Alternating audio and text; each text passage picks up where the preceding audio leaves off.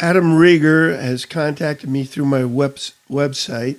He's an experienced tyer, and he would like to see some flies done with flank feather winging. Mallard, flank feather, bronze mallard, and teal. And this is the first in a series of those. This is the second fly I did. I've done a couple versions of it here. This is the Grizzly King. The reason I did two versions is the first version, as I was putting the wing on, my SIM card filled up on my camera and it just stopped recording unbeknownst to me. So I did a second one. This is an old standard wet fly. This hook is a Mustad 3399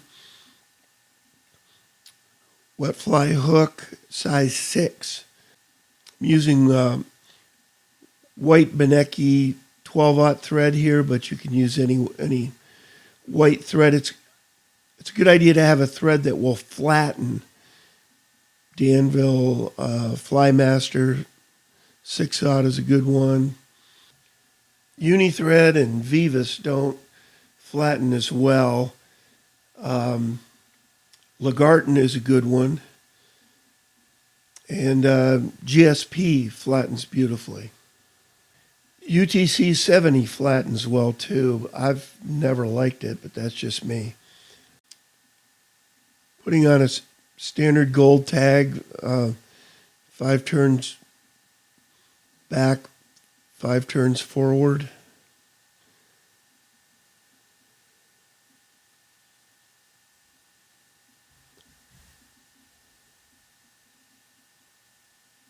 And I'll back off the threads, cut down on the bulk at the rear of the fly,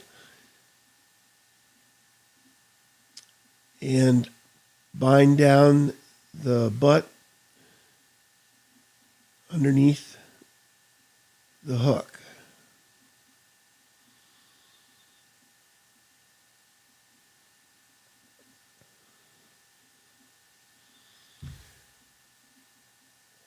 Trim it off, and I'll start working on this is a floss-bodied fly, so I definitely need to build a taper on this. I'll start working on that right away. You'll see me flatten the thread periodically here, like so. Spinning the bobbin counterclockwise as if I'm unscrewing a light bulb to get it to the flat area. And then when I build a taper, I pretty much just wind back and forth as I go. I don't do it all at once. These are left and right Scarlet duck quill slips, 4 strands wide each. I'm going to straddle the hook with them, take a couple of loose wraps with the thread, getting it just where I want, and then just pull up on both, and that'll take it right up to the top third of the hook where we want it. These have quite a bit of curvature. And I tie these tips together, tips up, tips to the rear, just as if I'm tying in a wing. You can use red hackle for this as well, just a few strands. I like to add bulk by binding the butts all the way forward, and then I'll cut them at an angle because I want towards the front of the fly, I want less bulk. I want most of my bulk to be in the center on this body.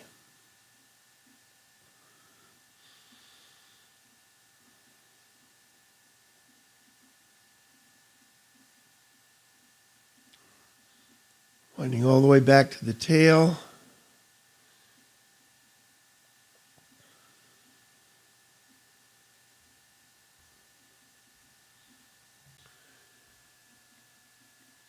using some small metal Lagarton tinsel, flat gold, on this fly, both for the tag and for the ribbing. Tying it in as I always do on the far side of the hook, so when it starts, when you start winding it, it starts from the bottom. Also, the butts will bind down on the bottom, which is ideal. Now I'm building a body. I never go back to the same place twice in the front of the fly. As I wind back and forth, I don't go to the same spot every time to get more of a tapered look to things.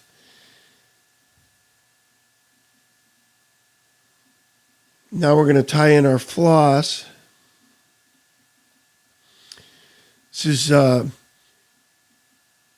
2 strands of Danville 4-strand floss, and this is green. I suppose it'd be closest to insect green. I don't know exactly what Danville calls it. It's not a light green, it's not an olive green, it's just green.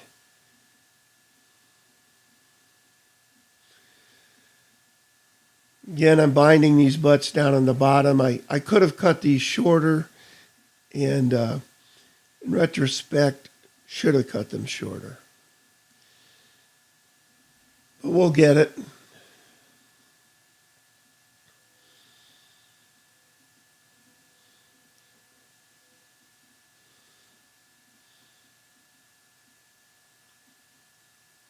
Again, I kept those long because I'm trying to build up some bulk. But they're tough to bind down underneath. Now I'm really focusing on the taper here.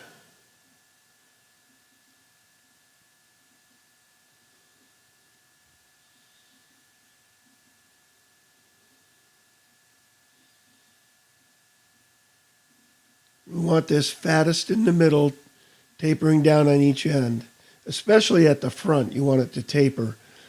It just makes everything at the front much easier and keeps your head small at the front. You're going to wind these both at the same time, trying to keep them parallel, stroking them periodically.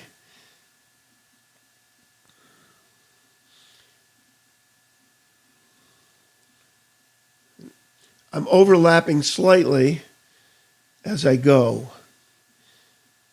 This is not purely edge to edge. Just overlapping a little bit with each turn.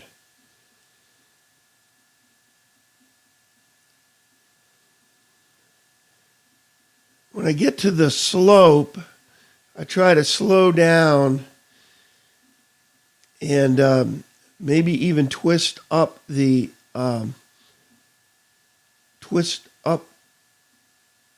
floss just slightly to keep it from unraveling.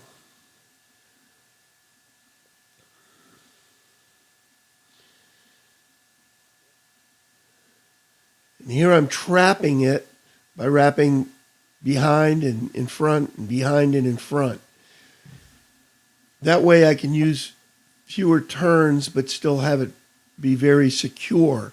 So when I go to use a burnishing tool, it won't come undone.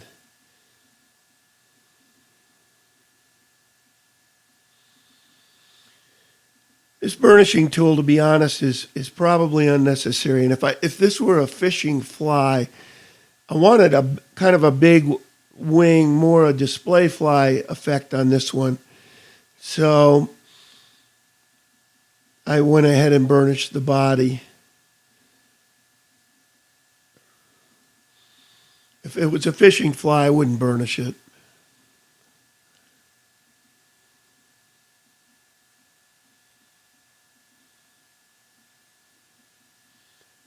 I always think of the Grizzly King as kind of a Western wet fly. I don't know if that's truly the case. And maybe I'm confusing it with the Rio Grande King. I don't know.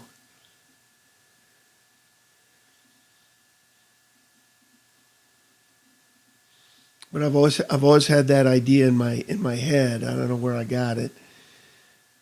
And it's called the Grizzly King because of the grizzly hackle.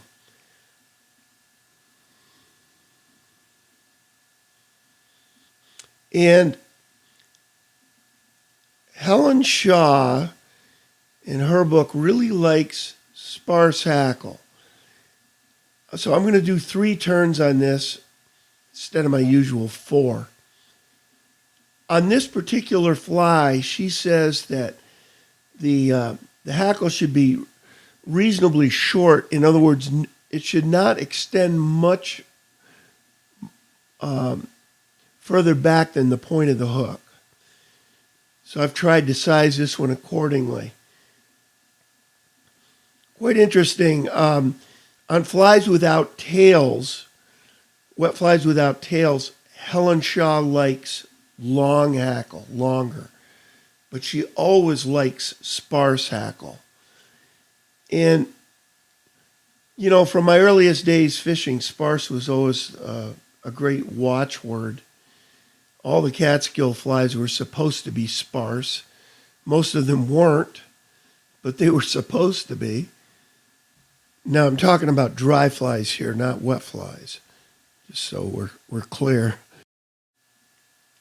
Eric Pepper, a friend of mine who's a wonderful tyer and fairly famous Catskill fly fisherman, Eric talks about a fly that he has from Art Flick.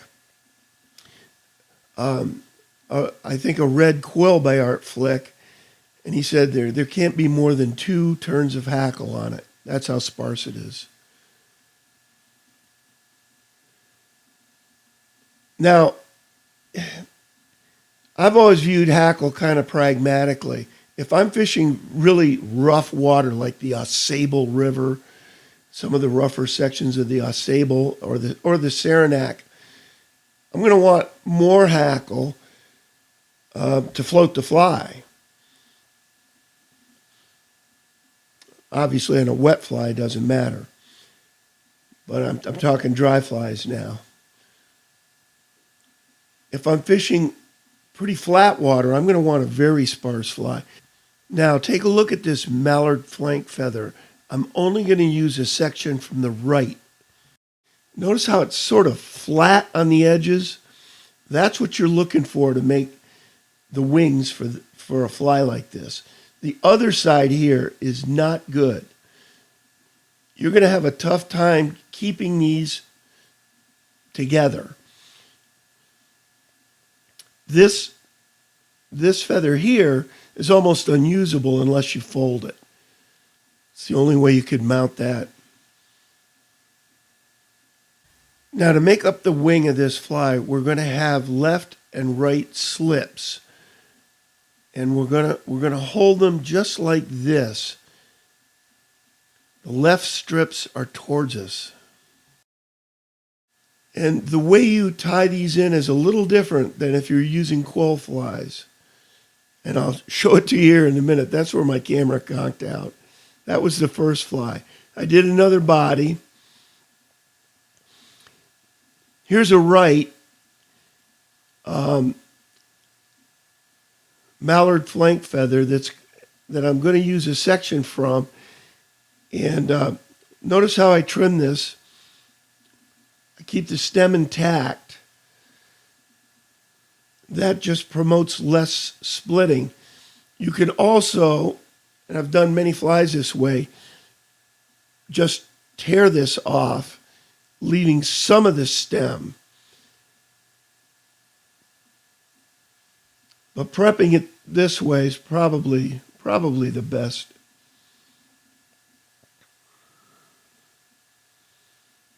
I didn't used to ever do it that way, but I'm doing it that way in this fly.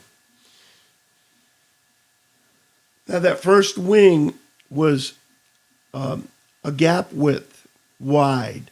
This one is only about 3/4 of a gap width wide. And I've put the sections together as you see here, and then just gently fold them, holding them up above the hook, and then just let the weight of the bobbin naturally take the quills down. You've got to be very gentle with these flank feathers.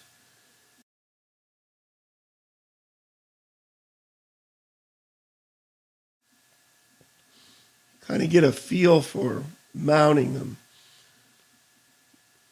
As you can see, this wing isn't as wide as the first fly. This is probably a better fly for fishing. The first fly is a fun fly for display, but I don't know about fishing it.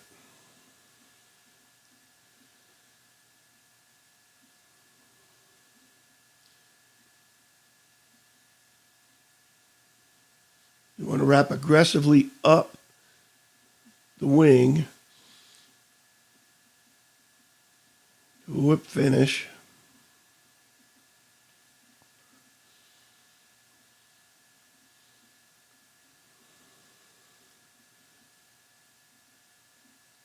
Cut it. Now this wing didn't have much of a profile, so right now I'm humping it a little. I'm pinching up front and stroking it back to widen it out a little bit. And now I'm playing with the tails, trying to get them together. I spend a lot of time doing that. So Adam, that's another technique you can use to do flank feather wings. It's a little more difficult than just folding a single feather, but you can get some nice results. Above all, have fun trying. A couple of more of these coming soon.